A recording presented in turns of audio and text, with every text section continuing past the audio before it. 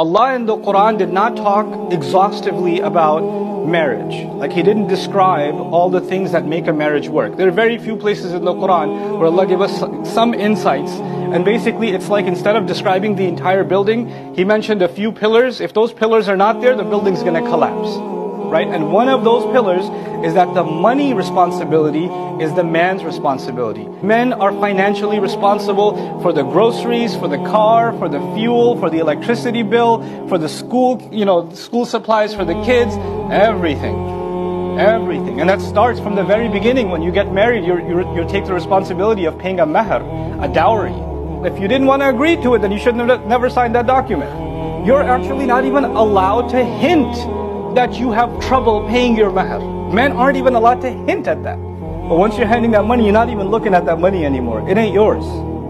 That's part of being a man, according to the Quran. There are many men around the world whose wives are being told to go get a job and work while they're sitting at home. Muslim men. If there's a desperate situation and a wife decides to go get a job and support financially or do on her own, that's a voluntary thing she's doing that she cannot be told to do.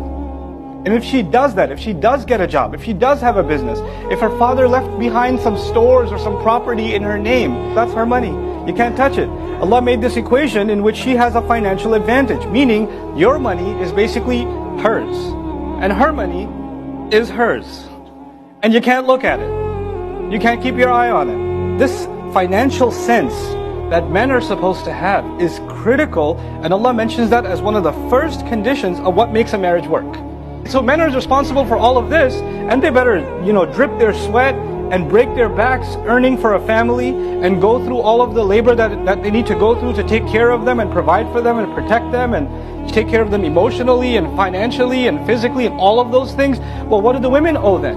What's their side of this equation? They are a source of peace and reconciliation. They are the reason tempers go down. They are the reason voices are lowered. They are the source of calm.